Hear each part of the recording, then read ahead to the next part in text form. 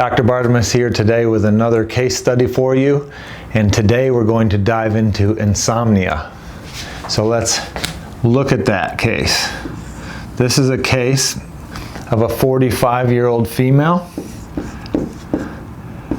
that had not slept for 5 years. In her own words, she told me when she presented, "I have not slept through the night in 5 years."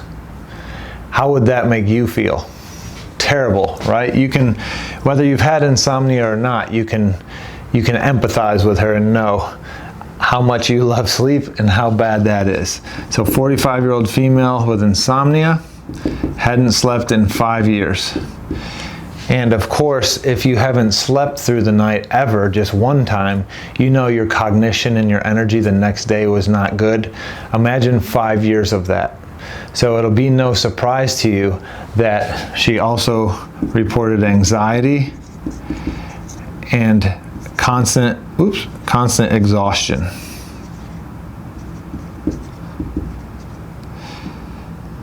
And so we need to figure out for her what's going on, because she's seen multiple doctors and she wasn't sleeping through the night still 5 years later. So she was exhausted. Well, what do you think about when someone isn't sleeping? What do all the blogs and all the podcasts say? You have to have a healthy bedtime routine, right? Well, what was her bedtime routine? Her bedtime routine was great, actually, because like you, she had seen all those podcasts and all those videos and read those blogs, because through her 5-year journey, she was wanting to sleep. Okay, so you know, her bedtime routine included getting rid of screens early, reading before bed, journaling or brain dumping before bed, so she wasn't laying there with her mind racing or perseverating. She would take magnesium glycinate before bed. Magnesium glycinate helps a lot of people with sleep issues because the glycine version of magnesium glycinate will help stimulate GABA receptors, which is your natural anti-anxiety, help you motor down, go to sleep. She would not eat any food, no food after 7 p.m. Okay, so she was trying to rule out, is there something in the diet or in her stomach that's keeping her awake? And you know, so she did a good job with that. Blackout curtains, cool room, all the things. So a lack of a good sleep hygiene was not the reason for her insomnia. She also had bilateral carpal tunnel. Okay, and so carpal tunnel is right here in the wrist, and carpal tunnel is where there's nerve impingement in the wrist or not enough space through that tunnel so for the nerves to travel. That could be due to swelling or various reasons, inflammation, injury, subluxation of wrist bones. And so bilaterally though, you want to think central lesion. Okay, so if it were one arm, we could think, hey, is there a wrist bone out of whack? But when it's both arms or both wrists, you need to think more central. So is there something in the neck neurologically going on? Or oftentimes thyroid dysfunction can cause carpal tunnel syndrome. So maybe thyroid dysfunction is part of the differential. Either way, carpal tunnel caused her to have to sleep. She had to sleep with wrist braces on both hands to keep her wrists straight so that they wouldn't curl and make her hands fall asleep, and then that numbness and tingling from the hands falling asleep, waking her up and stealing whatever little bit of sleep she would get.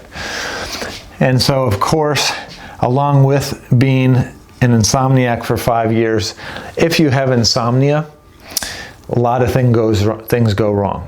Research shows that just one night of 5 hours or less of sleep leads to increased inflammatory markers like C-reactive protein, poor insulin sensitivity or worse insulin sensitivity, so worse blood sugar handling, worse antiviral defenses, okay, obviously worse cognition and more brain fog and less rest in the day.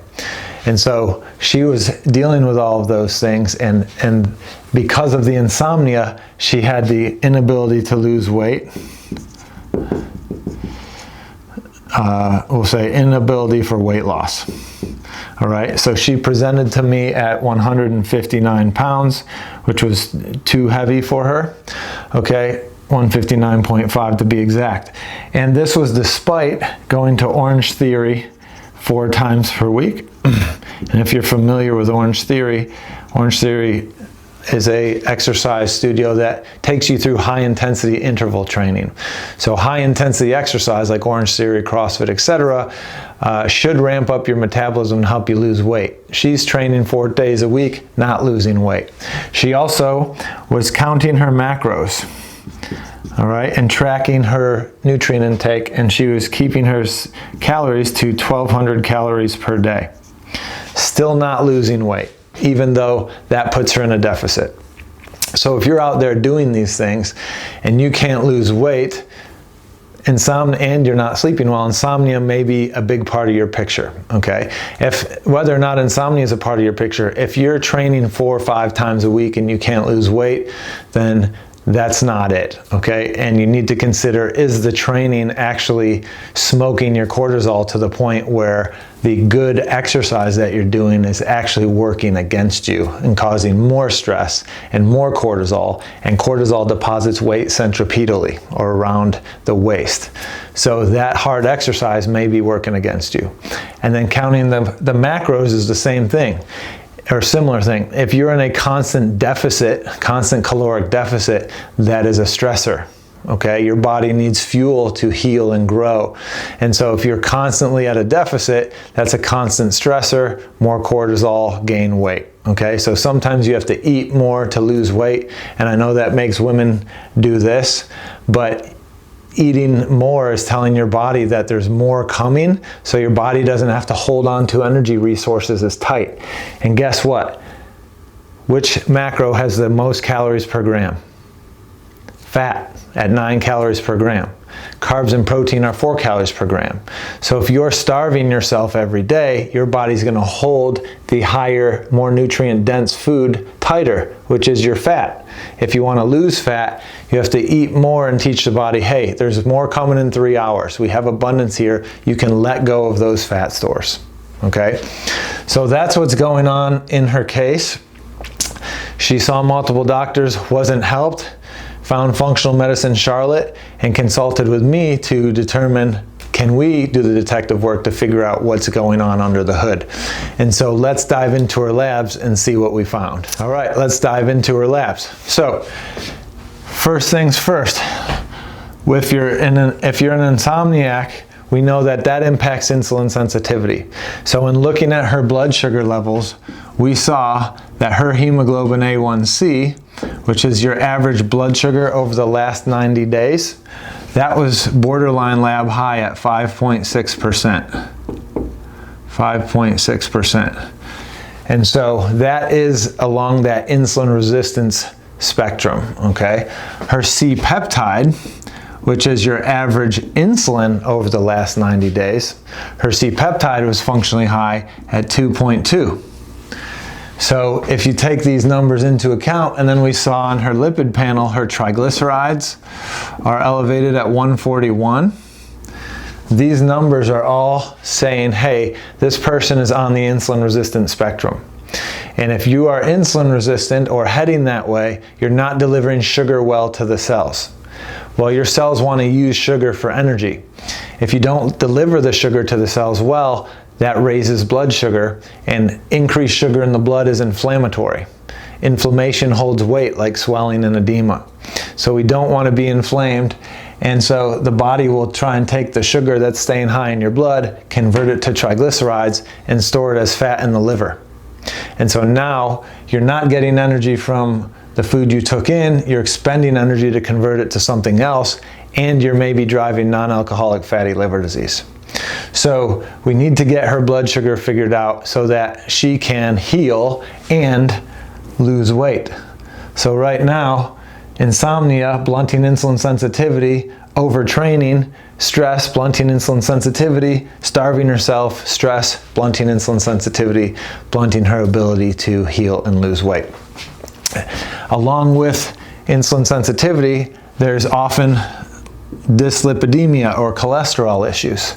So when we look at her cholesterol panel, her total cholesterol, 307. Okay? Her medical doctor wants her on a statin drug, And we're saying, why do that? Why not address the cause? If we address the cause, then you don't need the statin drug.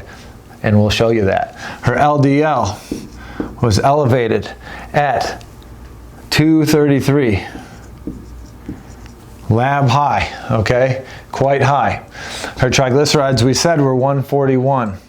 Her apolipoprotein B, or ApoB, which we've talked about on this channel as the best cholesterol marker for cardiovascular disease risk, was very high at 177. Okay, we'd like that to be low 80s ideally. So regardless of what the standard lipid panel is, the ApoB says she is at increased cardiovascular risk, just that number alone. And then one other marker, lipoprotein little a, which is an independent risk factor for heart disease itself, that was lab high as well at 219. So she is a cardiovascular risk patient, regardless of what her total cholesterol is, because of these numbers, because of the inflammation related to insomnia, the metabolic dysfunction related to insomnia. So not looking good. How about her thyroid? Because we said thyroid can be tied to carpal tunnel disease, especially bilaterally. Thyroid can be tied to metabolic dysfunction. Well, it turns out that she had thyroglobulin antibodies, which is a Hashimoto's process, and that's thyroid autoimmunity. So if you are shooting yourself, if you are shooting at your own thyroid, the thyroid sets your metabolic rate. If you're damaging the thyroid, you're damaging your metabolic rate. Well, how do you lose weight? Having a metabolism. If you're damaging your thyroid and lowering your metabolism, you're not going to lose weight well, regardless of cutting your calories and overtraining. Okay, so important there. Well, if she's got an autoimmune process, what's her immune system look like? Her white blood cells were low end. Not good. Her total IgA was lab high. Her transforming growth factor beta 1 functionally high. Those two things are mucosal immune markers. Where's the mucus? Anywhere our inside and our outside meet. Gut, lungs, sinus, bladder, skin, gums. So these being elevated suggests that she's dealing with assault at one or more of those locations. Well, we found in her testing that one of those locations was she had a UTI, and culture revealed growth of multiple bacteria. So the genitourinary tract, that inside-outside barrier there, was one reason the immune system was lit up mucosally, and another was her gut. In her gut testing, we found that she has H. pylori present and Klebsiella pneumoniae present. Both of these are associated with autoimmune disease risk, the H. pylori with autoimmune acid reflux by damaging parietal cells, which make your stomach acid. Klebsiella pneumoniae associated with increased Crohn's disease risk, and also can interfere with optimal liver detoxification. So we needed to clear the gut to balance her immune system, and again, lower inflammation, help her lose weight, etc. And then lastly, on the stool test, her steatocrit was elevated at 11%. What is steatocrit?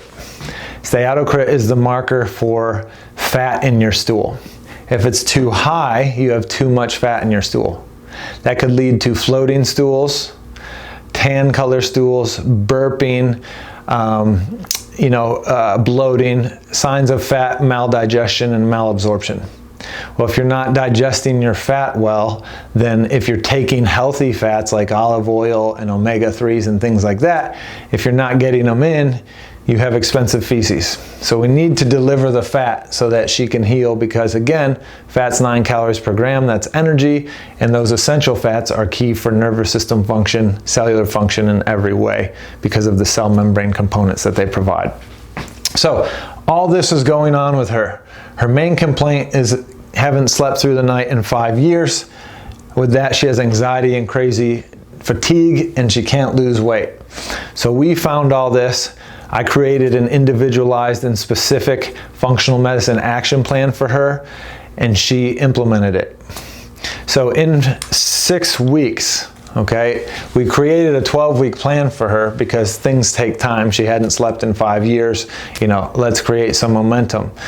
But I check in with patients at the 6-week mark, which is the midterm, to see how are we doing so far, do we need to tweak anything, etc.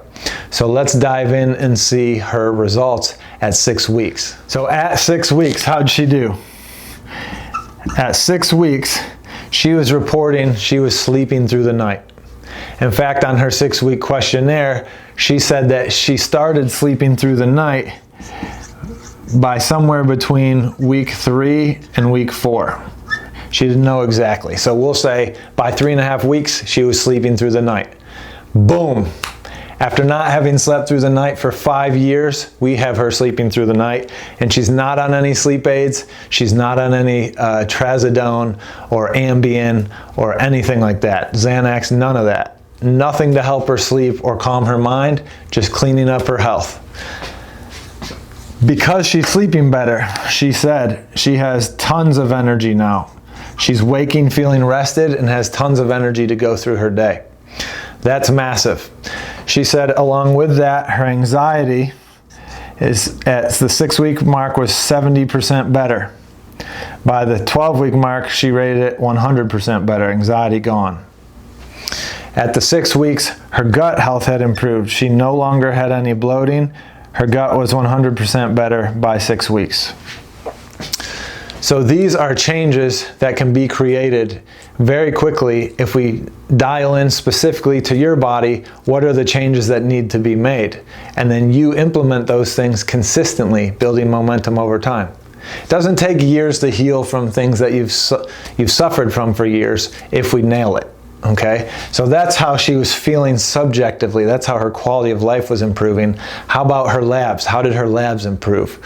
Well, let's give you the 12-week results. Okay, so A1C at 12 weeks improved to optimal range at 5.4%. C-peptide improved to 1.9. Triglycerides improved to optimal at 79. So those 3 improvements in the numbers right there tell us that she was reversing that insulin resistant bias. Her cells were answering the knock at the door from insulin to allow sugar in. How did that impact her lipid panel? Her total cholesterol went from 307 to 185. Now, the typical medical doctor that would have been throwing statins at her earlier would be loving that number. Her LDL improved from 233 to 126. Again, an optimal number for her age if you're looking at research that is looking at healthy people. Her ApoB, massive reduction, down to 92. Okay, remember the goal is low 80s. She's almost there, but from 177 to 92 is a massive, massive drop. Okay, what's that? 77 plus 8, 85 points down, almost a 50% reduction, no drugs. And then her LPA had dropped to 132, which is a huge drop as well.